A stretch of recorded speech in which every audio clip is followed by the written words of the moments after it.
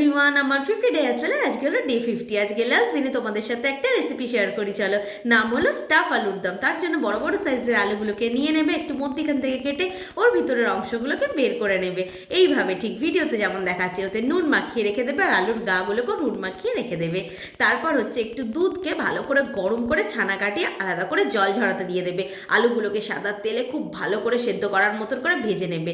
তারপর হচ্ছে একটা প্যানে কাজু, পোস্ত, চারমগজ রোস্ট করে মিক্সিতে আদা আর কাঁচা লঙ্কা অ্যাড করে ভালো করে পেস্ট করে নেবে। আর আলুগুলোকে লাল লাল করে ভাজার পর দেখো ঠিক এরকম দেখতে হয়েছে। আর আলুর ভিতরের অংশগুলোকে কড়ায় খুব ভালো করে ভেজে নেবে, যাতে খুব ভালো সেদ্ধ হয়ে যায়। তারপর ওতে একে একে গোলমরিচ গুঁড়ো, লঙ্কা গুঁড়ো, ধনে জিরে গুঁড়ো, নুন, চিনি, গরম মশলা গুঁড়ো, কাজু কিশমিশ আর আগে থেকে দুধ থেকে যে ছানা কাটিয়ে রেখেছিলে সেই ছানাটা দিয়ে খুব ভালো করে ম্যাশ করে একটা পুর তৈরি করে নেবে।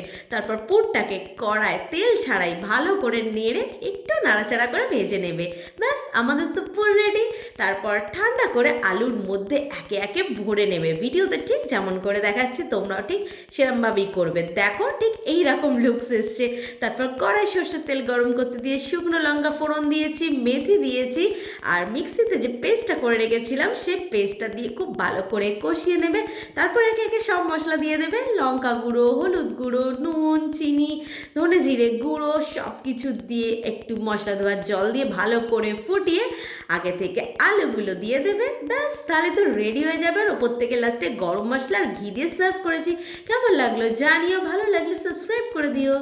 বাই।